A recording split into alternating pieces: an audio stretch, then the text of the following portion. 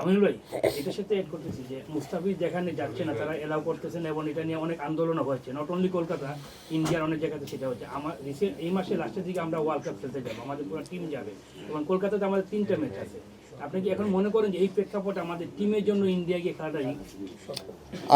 আমার কাছে যেটি মনে হয় যে এটি আন্তর্জাতিকভাবে যে খেলাধুলার যে বিষয়টি সেটি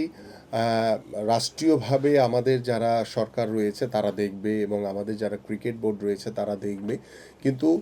মোস্তাফিজ আইপিএল না খেললে হয়তো বা ব্যক্তিগত মোস্তাফিজ ক্ষতিগ্রস্ত হতে পারে আর্থিকভাবে, কিন্তু আমার দেশ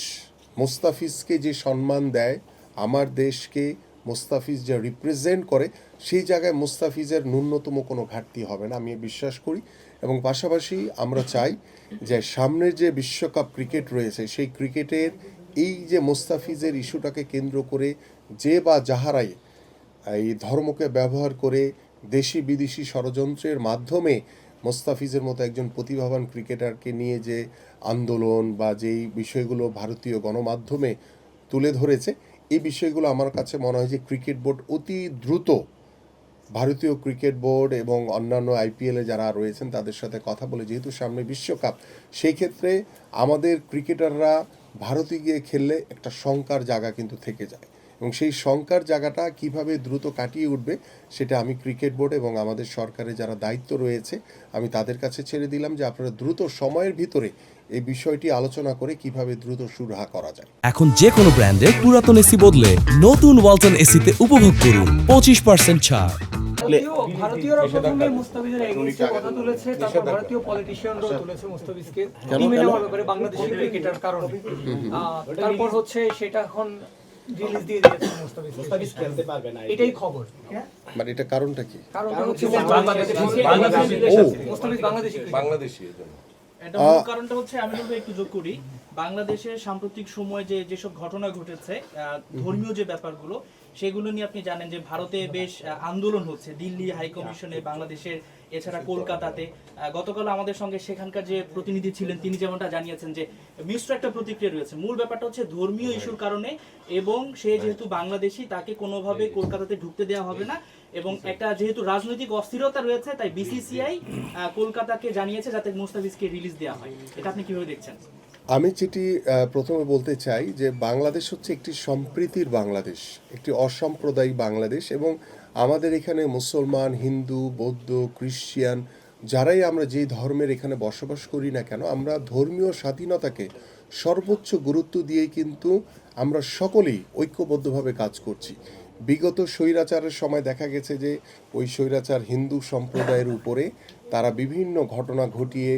আগুন দিয়ে, মন্দির পুড়িয়ে দিয়ে তারা বিএনপির উপরে চাপিয়ে দেওয়ার একটি অপচেষ্টা সবসময় করেছে, এবং 5 তারিখের পরে কিন্তু এটি প্রমাণিত হয়েছে যে ওই কার্যক্রমের সাথে ওই স্বৈরাচার সরকার নিজেই জড়িত ছিল। তারাই মন্দিরে আগুন দিয়েছে, তারাই হিন্দুদের উপরে নির্যাতন করে সেটা বিএনপির উপরে দোষ চাপিয়ে দেওয়ার চেষ্টা করেছে। তো 5 তারিখের পরে এসে কিন্তু আমরা একটি সম্প্রীতির বাংলাদেশ, একটি অসাম্প্রদায়িক বাংলাদেশ গড়ার জন্য আপনারা নিজেরা দেখেছেন যে যখন হিন্দুদের সম্প্রদায়ের যে আপনার পূজা হয়েছে সেখানে কিন্তু আমাদের ধর্মপ্রাণ মুসলমানরা সেখানে কিন্তু তারা পাহারা দিয়েছে যাতে কোনো বিশৃঙ্খলা, কোনো ধরনের ঘটনা না ঘটে। এখন বাংলাদেশের রাজনৈতিক প্রেক্ষাপটকে একটি অস্থিতিশীল পরিবেশ তৈরি করার জন্য দুই একটি চক্র, দেশি বিদেশি চক্র, তারা অস্থিতিশীল পরিবেশ তৈরি করে তারা ধর্মীয় ইস্যুটাকে সামনে রেখে আমাদের পার্শ্ববর্তী দেশ তাদের সাথে একটি সম্পর্কর একটি দূরত্ব বাড়ানোর চেষ্টা করছে, যেখানে আমরা রাষ্ট্রীয়ভাবে বা সরকারিভাবে বা একজন বাংলাদেশি হিসেবে আমরা চাই যে আমাদের পার্শ্ববর্তী দেশগুলোর সাথে আমাদের যাতে একটি বন্ধুত্বপূর্ণ সম্পর্ক থাকে। সেই জায়গা থেকে আমাদের খেলাকে টার্গেট করে, বিশেষ করে মোস্তাফিজের মতো একজন প্রতিভাবান ক্রিকেটার যে বিশ্ব ক্রিকেটে বাংলাদেশের নামকে উজ্জ্বল করেছে, যে আইপিএলের মতো একটি জায়গায় সর্বোচ্চ একটি দরে তাকে কলকাতার মতো একটি ক্লাব নিয়েছে, তো সেইখানে এই ধর্মকে টেনে এই ধরনের কর্মকাণ্ড এটি আমার কাছে একদম টোটালি যুক্তিসঙ্গত মনে হয় না। কারণ একজন ক্রীড়াবিদ সে বিগত সময় কিন্তু এই আইপিএলে খেলেছে, হঠাৎ করে ধর্মীয় ইস্যুকে লক্ষ্য করে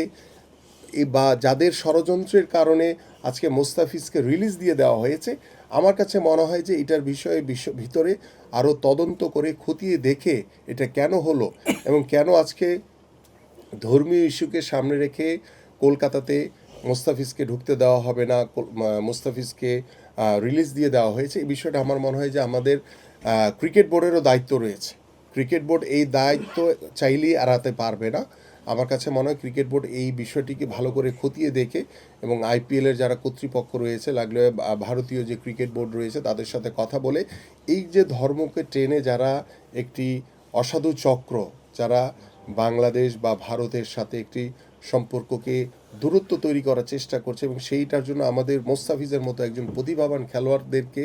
যদি